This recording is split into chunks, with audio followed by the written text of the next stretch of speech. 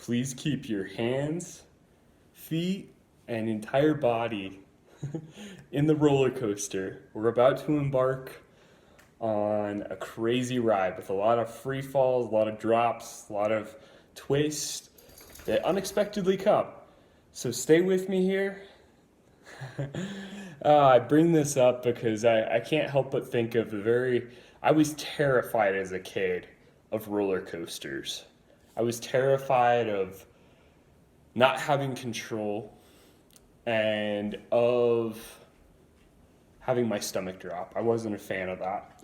And I'll never forget, friends, the moment where my fear of roller coasters was ended. I'll never forget it. My family and I were on one of the best vacations of our entire family. Just best moments, some of the best moments when my parents were together. We were at Disneyland, very first time, enjoying it. I identified Goofy as my favorite Disney character, and there's a really cool roller coaster in California Adventure known as the California Screamin'. Has the Mickey Mouse loop-de-loop, really gnarly roller coaster, and my dad's like, "You've got to go." I was petrified. I was probably 12, 10, 12, somewhere in there. And I always hated roller coasters. I wasn't entertained. It wasn't my thing. I got on this roller coaster with my dad. He persuaded me. And forever, my hatred of roller coasters was broken as I let go. And this is going to be a key term as I communicate through this video to this Emery episode and this mercy moment. The freedom and the adventure that lies ahead in letting go. Living with open hands in trust and wholehearted dependence of a Father that is perfect in all of his ways, who is in control when everything is out of control. So I get on the roller coaster, California Screamin', and I'm like thrilled, guys. I'm like, oh my gosh, this was amazing. It was an amazing adventure. I'm like, Dad, we're getting back on. We get back in line. We did it probably, I think, 3 times in a row. It shoots you off. You're sitting there and it counts down. 5, 4, 3, 2, 1. And it's like 65 mile an hour. And you shoot off. It's adrenaline pumping, just an amazing adventure. And I'll never forget that moment. And it's so paralleled with where we are in life and what's going on with Emery. Because friends, man, talk about the drops, talk about the loops, talk about just the crazy amount of twists and turns in this last week. Tuesday, as I've shared, Kimberly was sat down in a care conference with several doctors, with one doctor leading, and he explains that the whole team is very concerned about Emery, doesn't believe she'll make it, and that things are not looking good, and that we need to start considering hospice and palliative care. A key thing here, I was not there, I was not informed, I wasn't called before or after. Kim is devastated. This is the week, take the context, this is important. This is the week that we, a year ago, said goodbye to Mercy, and she went to be with the Father. She went home.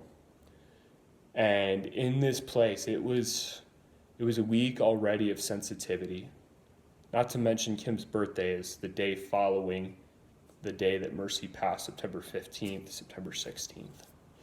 So this news gets dropped on Kim all alone. No support. I'm pissed. Righteously pissed. I'm like, are you kidding me? When I got the call from Kim at work, I'm like, I totally disagree, and I reject that. I'm not even empathizing because that's not where Emery is at.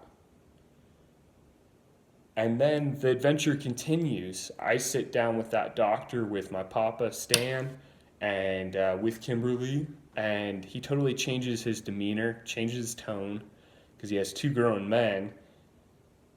It's so sad how that worked out, but I came at it with peace, to be a peacemaker. I was very angry, but I didn't let anger control me. I'm thankful Stan gave me a different perspective, and Father used him to come into that situation with authority, with love, and with peace. So we have that meeting, and Dr. Geen drops the news that Emery's brain has not been growing for 3 months, according to him, in the MRI. And I've started noticing different things, so I'm like, wow, that's crazy. I didn't realize we were there. And in that place, I started preparing my heart to say goodbye. Like, okay, maybe this is the end. I just need to treasure every moment. My heart was awakened in a good way. But my heart's preparing to say goodbye. And we go to dinner, have a good conversation, and then I get a call on Monday, a text from Kim, and Kim says, hey, I have good news. So Tuesday last week, Thursday this meeting, now it's Monday. The bottom drops out again, and Kim says, oh, the neurologist came in and they said Emery's brain is growing. And the school has been expanding, as Dr. Geen said, but the brain has been growing. And even if there's different issues, that doesn't predict the function of the brain in the future. Because what Dr. Geen painted was that he would be very surprised if Emery ever walked, talked, or crawled. So basically, she's going to be the same of what she's been for the last 14 months. So totally dark, no hope, total, like it's over. Here comes neurology.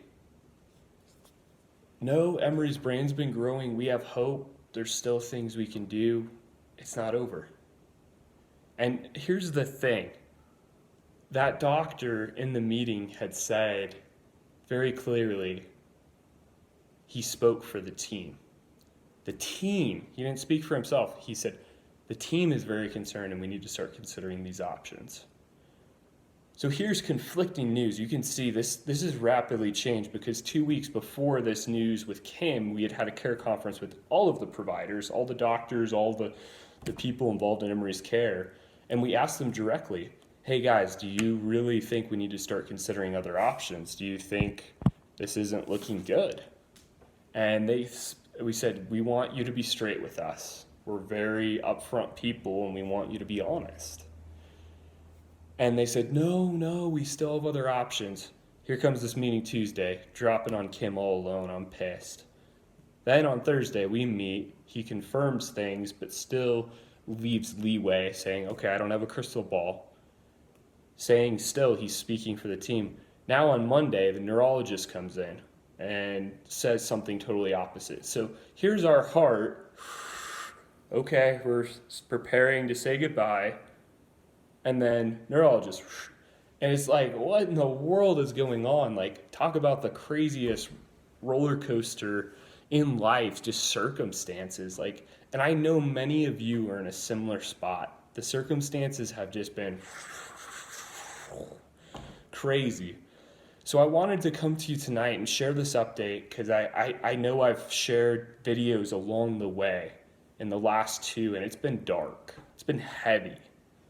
And here we get this news on Monday. It's been one crazy hell of a ride, to put it bluntly. But what I found out, just as we went to visit Pikes Peak, 14,115-foot mountain just here in the Springs. Amazing place, beautiful drive. You wrap up, I think it's like 17, 18 miles. You wrap up the mountain and just amazingly beautiful. It's kind of a crazy drive though, because you're on the edge of a cliff wrapping up this mountain. It's a 2-lane road, 1 lane each way, and you're wrapping up. And then you get to the top, and then you have to go down. Oh man, driving a little Kia 4-cylinder Kia Soul, I was a little intimidated going down that mountain, and I yelled to myself as we got to beginning that descent. I screamed, Zach, let go and enjoy the adventure. So I want this episode to be a transformation of perspective. The circumstances you may be facing, you have a choice in how you view what you're going through. And if it will make or break you, the choice is yours. And it's so critical, the mindset and the mentality and the perspective we foster, because we're speaking and making agreements with how we speak about our circumstances, friends. I can speak death over my circumstance, or I can speak life. And I'm not saying paint your circumstance that's horrible with rosy colors and say, oh, I'm blessed and highly favored, everything's good. Don't be fake. Don't be religious with us. That'll waste your time and make things worse. What I am saying is see the light, see the redemption, hear the Father's voice as He's teaching, and He desires to speak to you and show you things through your circumstances. He speaks through circumstances. He constantly and faithfully has all throughout the Scripture. And He wants to speak to you through what you're facing. He wants to show you things that could not be revealed other than through what you're facing. Kimberly and I are living proof 14 months later, in the thick of it, with this crazy roller coaster. 14 months in, the same week Mercy said goodbye and went home, we get this news and we're thinking, okay, wow, didn't expect that. And you know what? I don't know what's around the corner. I don't know what drop's coming next, but I'm anticipating and I'm saying, okay, Father, I know you're here, you're with me, and I want to prepare because you're the only one that can prepare me. And one of the best ways to do that is face down, prostrate. It's one of the most powerful positions you can take. Laying on your face, prostrate before Him and seeking Him with your whole heart because He knows the future. Just as it's been said, trust the unknown future to a known God.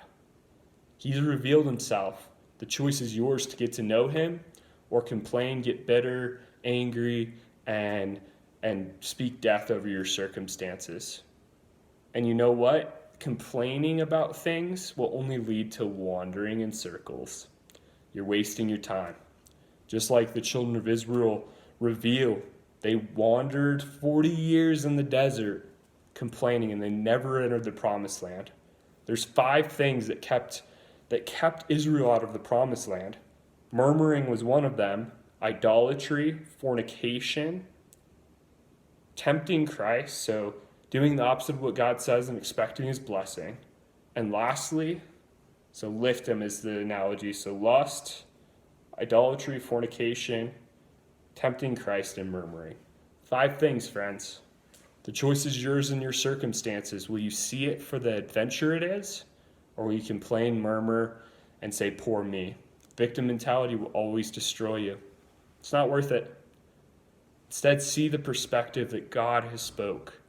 Choose to surrender and yield fully to Him, that prostrate position, and seek Him with your whole heart. I promise you, it'll change your life. And you'll see it for the adventure that it truly is. May your perspective be renewed, strengthened, and may you foster one intentionally of hope, seeing things through the eyes of redemption, through the eyes of the Father. Bless you guys. And Mercy and Emery,